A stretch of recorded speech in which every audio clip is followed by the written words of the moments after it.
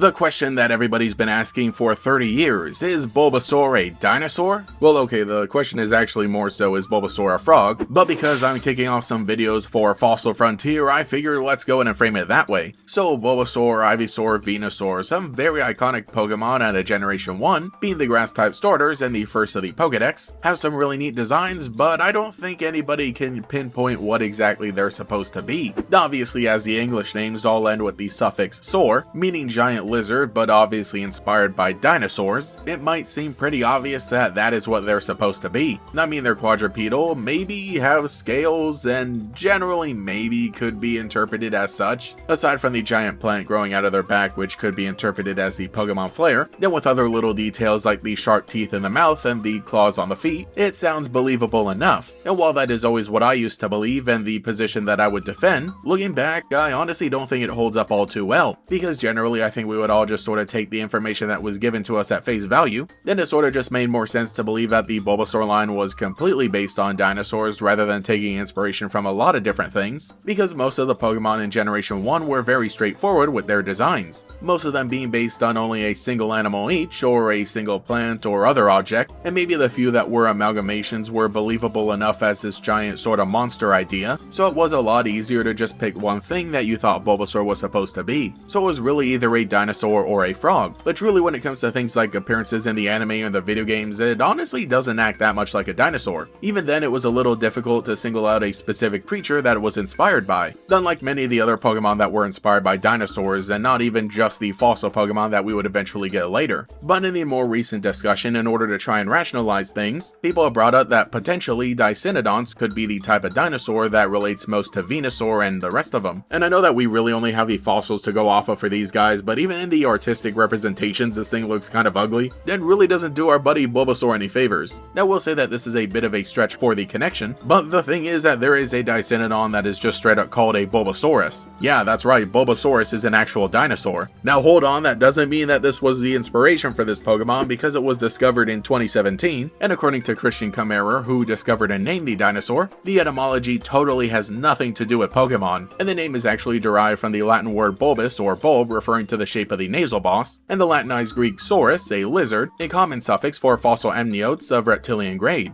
Well, you know, I can't argue with that. It comes literally from the actual paper, which, by the way, I'm going to link in the description and you can read. It is a lot more scientific than my videos get for sure, but it is a really interesting read. That's a great thing about nerds growing up and actually doing cool things. But I will say that aside from that connection that comes a lot later, that is just about where things end when it comes to the dinosaur inspiration.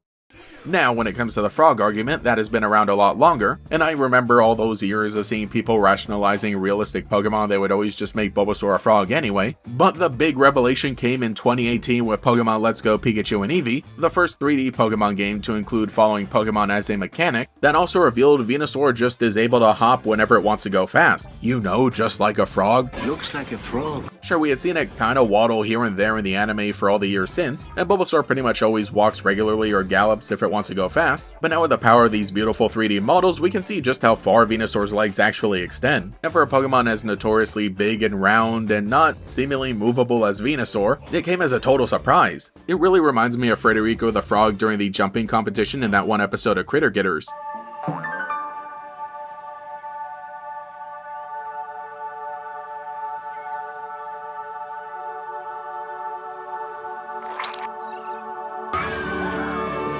Yeah, that's probably going to be one of the most obscure things I'm ever going to reference here. Did you know that show went on for 4 seasons but is mostly lost media? Anyway, when all of this happened during the lead up to Let's Go Pikachu and Eevee, it really caused a lot of people to reevaluate just what they thought Venusaur was. It also made us realize that the legs were just shaped like that from the very beginning anyway. Then when you also kind of take in all of the additional facts, things like the warts that were always on the body, and just sort of the general demeanor of a Pokemon, it made total sense. I really like how they continue leaning into it with things like the Gigantamax form and how it's just kind of covered completely. That's very frog-like energy. Though here is the thing about the names Bulbasaur, Ivysaur, and Venusaur. Those are only the English names given to it during the localization, because in the original Japanese all of them share the prefix Fushigi, which just means strange. Strange seed, strange grass, strange flower. Those are literally just what their names are in Japanese. So if anything, that leans a lot more into the plant inspiration for these Pokemon. But in a strange way, it is kind of beautiful because it just shows that nobody really knows what they even are. They are supposed to be a mix of a bunch of different things. Well, I know that there was an interview with Ken Sugimori where he was asked what Bulbasaur was supposed to be, and he replied that it was like a frog. I know that that was the easiest thing to say because it's the one thing that you can define this Pokemon as, but truly it was always meant to be just a bunch of different things. I mean, I didn't even really talk about the ears that just sort of start off as bumps with Bulbasaur, but by the time we get to Venusaur, there's straight up ears that you can like look into, which is really weird because when you look back at the original sprites which were designed first, they were a little more circular on Bulbasaur, and then Venusaur they weren't actual defined ears, maybe just some of the spots that were a little close to the bumps on the head. And then when it came time for Ken Sugimori to draw these, he was the one who interpreted them as ears more so on Venusaur. Who really knows? The point is that when it comes to this Pokemon that sounds like a dinosaur, at least in English, looks a lot like a toad, has a flower on its back and jumps like a frog, and has ears like a cat, it can just be whatever you want it to be. Though I think I would definitively say that this Pokemon is not a dinosaur. Nowadays, I lean a lot more toward the toad inspiration. Either way, Bulbasaur, Ivysaur, and Venusaur are still welcome here at Fossil Frontier.